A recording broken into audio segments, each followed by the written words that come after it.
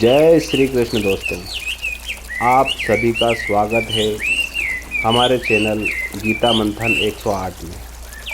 आज हम श्रीमद् भगवद गीता के अध्याय 1 का अर्जुन विषाद योग का सरल विश्लेषण समझेंगे।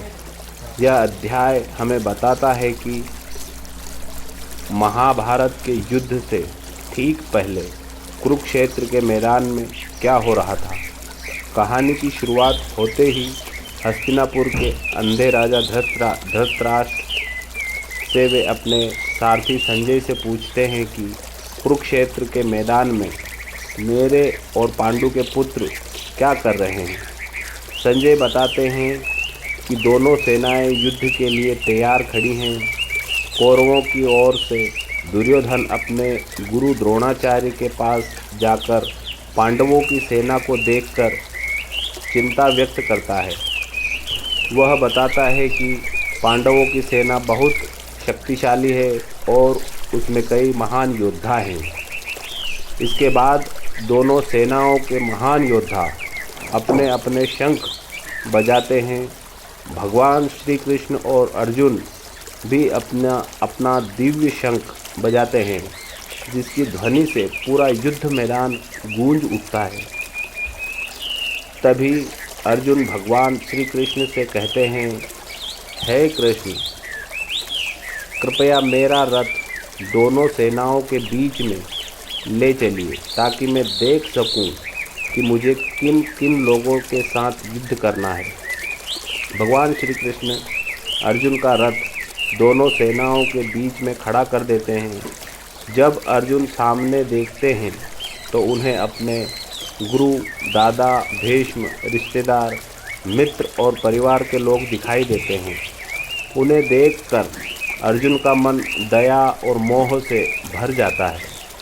अर्जुन कहते हैं, हे कृष्ण, मैं अपने ही परिवार और गुरुजनों को मारकर विजय प्राप्त नहीं करना चाहता। वे कहते हैं कि ऐसे राज्य, सुख और विजय का क्या लाभ जिसके लिए अपने ही लोगों का विनाश करना पड़े। धीरे धीरे अर्जुन का मन कमज़ोर पड़ने लगता है।